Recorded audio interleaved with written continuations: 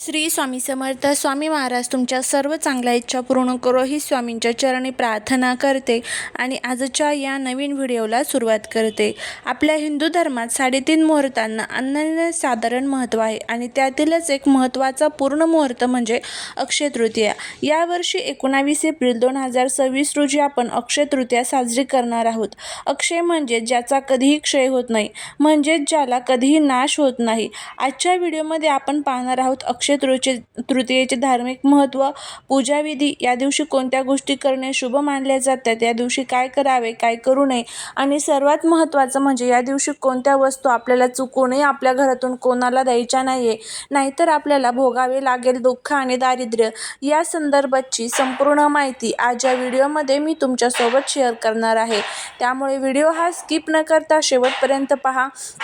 जर तुम्ही या चॅनलवरती नवीन असाल तर चॅनलला सबस्क्राईब करा आणि असेच माहितीपूर्ण नवनवीन व्हिडिओ पाहण्यासाठी बेल आयकॉनलाही प्रेस करा, म्हणजे जेव्हा कधी मी नवीन व्हिडिओ अपलोड करेल त्याचं नोटिफिकेशन सर्वात अगोदर तुम्हाला भेटेल आणि तुम्ही एक पण व्हिडिओ मिस करणार नाही. अक्षय तृतीया हा दिवस कृतयुग आणि त्रेतायुगाचा प्रारंभ मानला जातो. पौराणिक कथेनुसार याच दिवशी भगवान परशुरामांचा जन्म झाला होता. तसेच वेदव्यास यांनी महाभारत लिहायला सुरुवात केली आणि गंगा माता स्वर्गातून पृथ्वीवर अवतरली ती देखील याच दिवशी. या दिवशी केलेले दान, जप आणि पुण्यकर्म अक्षय राहते असे मानले जाते, म्हणूनच या दिवसाला समृद्धीचे प्रतीक मानले जाते. अक्षय तृतीयेचा जो प्रारंभ आहे, तृतीया तिथीचा प्रारंभ 18 एप्रिल रात्री उशिरा होत आहे आणि तृतीया तिथीची समाप्ती ही 19 एप्रिल रोजी संपूर्ण दिवस असेल. पूजेचा शुभ मुहूर्त हा सकाळी 6 ते दुपारी 12:30 पर्यंतची वेळ पूजेसाठी अत्यंत शुभ असणार आहे. या दिवशी सकाळी लवकर उठून पवित्र स्नान करावे, घराच्या देवाऱ्यात विष्णू आणि लक्ष्मीची मूर्ती किंवा फोटोची पूजा करावी, त्यांना पिवळी फुले आणि तुळस अर्पण करावी. आजच्या दिवशी नैवेद्याला विशेष महत्त्व आहे. हरभरा डाळ, कैरीची पणी आणि आंब्याचे पदार्थ प्रामुख्याने नैवेद्य म्हणून दाखवले जातात. उन्हाळ्याची सुरुवात असल्याने अनेक ठिकाणी पाण्याचे माठ किंवा कलश दान करण्याची किंवा घरी आणण्याची परंपरा असते. अक्षय तृतीयेला काय करावे? या दिवशी सोने किंवा चांदी खरेदी करणे अत्यंत शुभ मानले जाते. असे मानतात की यामुळे घरात लक्ष्मीचा कायम वास असतो. अन्नदान, जलदान किंवा गरजूंना वस्त्रदान करणे या दिवशी खूप पुण्य देणारे ठरत असते. जर तुम्हाला नवीन व्यवसाय, घर किंवा कोणत्याही नवीन कामाचे श्री गणेशा करायचं असेल तर यापेक्षा चांगला मुहूर्त हा असू शकत नाही. तर इतकं हे अनन्यसाधारण महत्त्व जे आहे तर ते अक्षय तृतीयेला असतं. या दिवशी तुम्ही ह्या सर्व गोष्टी ज्या आहेत तर त्या करू शकता.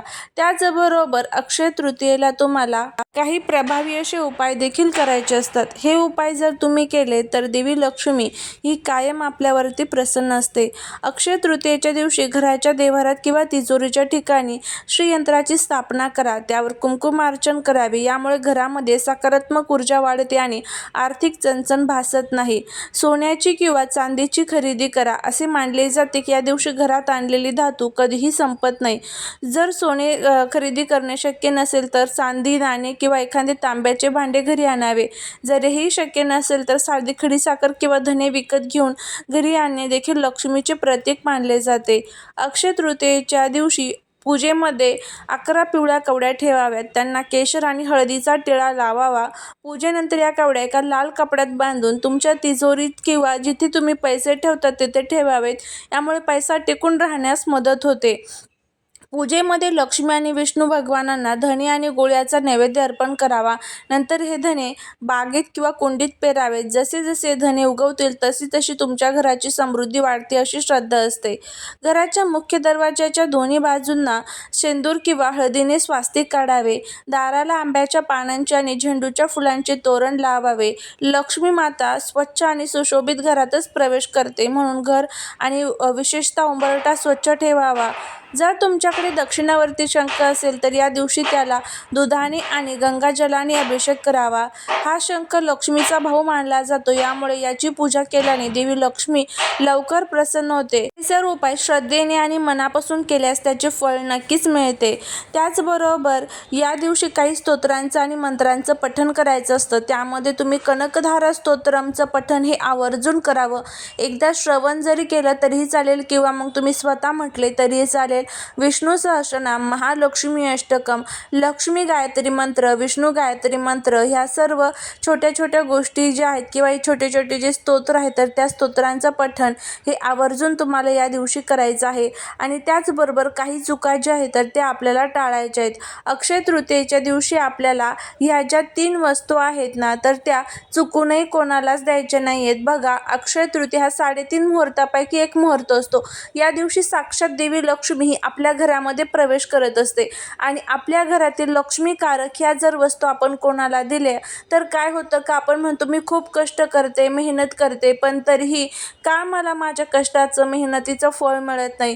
कारण ह्या ज्या पवित्र तिथी असतात ह्या पवित्र तिथींवरती आपण हे छोटे छोटे जे चुका आहेत तर त्या करत असतो आणि शेवटी आपल्याला अनेक गोष्टींचा सामना जो आहे तर तो करावा लागत असतो.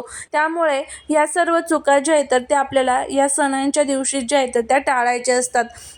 आता या वस्तू कोणत्या आहेत तर ते आपण बघूया. आणि जर तुम्हाला हा व्हिडिओ आवडला तर कमेंटमध्ये जय माता लक्ष्मी लिहायला अजिबात विसरू नका. अक्षय तृतीयेला शुभ मुहूर्तावर आपण दानधर्माला खूप महत्त्व देतो, पण शास्त्रामध्ये काही विशिष्ट वस्तू या दिवशी घराबाहेर देणे खूप किंवा कोणाला दान करणे अशुभ मानले जाते. यामुळे घरातील लक्ष्मी निघून जाऊ शकते अशी धारणा आहे. आता कोणत्या वस्तू आहेत तर ते आपण बघूया. त्यामध्ये सर्वात पहिली जी वस्तू आहे ते म्हणजे झाडू. पहिली आणि सर्वात महत्त्वाची वस्तू झाडू. हिंदू धर्मात झाडूला लक्ष्मीचे प्रतीक मानले जाते. अक्षय तृतीयेच्या दिवशी चुकूनही आपला जुना किंवा नवीन झाडू कोणालाही देऊ नका किंवा घराबाहेर फेकू नका. असे केल्याने घरातील लक्ष्मी स्वतःहून घराबाहेर जाते असे मानले जाते. जर झाडू बदलायचा असेल तर तो या दिवशी आधी किंवा नंतर बदलावा. दुसरं म्हणजे संध्याकाळच्या वेळी दूध आणि दही. दुसरी गोष्ट, जर दूध आणि दही ही लक्ष्मी आणि चंद्राशी संबंधित असते. विशेषतः सूर्यास्तानंतर किंवा संध्याकाळच्या वेळी अक्षय तृतीयेला कोणालाही दूध आणि दही देऊ नका. यामुळे घरातील सुख शांती भंग पावते, आर्थिक समस्या निर्माण होतात. तिसरी जी वस्तू आहे ते म्हणजे मीठ. हे सकारात्मक ऊर्जेचे प्रतीक आहे. अक्षय तृतीयेच्या दिवशी आपल्या घरातील मीठ कोणालाही उसने किंवा दान म्हणून देऊ नका. शास्त्रानुसार या दिवशी मीठ दिल्यास घरातील सकारात्मकता कमी होते आणि कर्जाचा डोंगर वाढण्याची शक्यता असते. चौथी जी वस्तू आहे ते म्हणजे धारदार वस्तू. अक्षय तृतीया हा शुभ कार्यांचा दिवस आहे. या दिवशी कोणालाही कात्री, सुरी, सुई यासारख्या धारदार वस्तू भेट देऊ नका. उसनेही देऊ नका. या वस्तू राहू केतूशी संबंधित असतात. या दिवशी शुभ असतं, त्यामुळे दान केल्याने घरात ज्या ह्या वस्तू आहेत तर जर तुम्ही दान केल्या तर कटकटी आणि दुःख निर्माण होऊ शकतात. त्यामुळे या वस्तू दान देखील करू नका. त्यानंतर पुढची जे वस्तू आहे ते म्हणजे वापरलेले कपडे किंवा फाटके कपडे. दान करणे उत्तम आहे, पण अक्षय तृतीयेला कोणालाही फाटके किंवा अत्यंत जुने मळालेले कपडे देऊ नका. जर तुम्हाला वस्त्रदान करायचे असेल तर नेहमी नवीन किंवा स्वच्छ कपडे दान करावेत. त्यानंतर पुढचे जे आहे ते म्हणजे पैसे उधार देणे. अक्षय तृतीया दिवशी शक्यतो कोणालाही पैसे उधार देऊ नका. हा दिवस घरात लक्ष्मी आणण्याचा आहे, घराबाहेर घालवण्याचा नाही. या दिवशी केलेले कर्ज परत मिळण्यास खूप अडचणी येतात किंवा तुमच्या स्वतःच्या आर्थिक प्रगतीत अडथळे निर्माण होऊ शकतात. अक्षय तृतीया हा सण आनंदाचा आणि समृद्धीचा आहे. दान जरूर करा, पण आपल्या घरातील लक्ष्मीचा अपमान होणार नाही याची काळजी घ्या. जर तुम्हाला हा व्हिडिओ आवडला असेल तर चॅनलला लाईक, शेअर, सबस्क्राईब करा. भेटूया पुढच्या एका छानशा नवीन व्हिडिओत एका नवीन माहितीसोबत. तोपर्यंत सर्वांना श्री स्वामी समर्थ.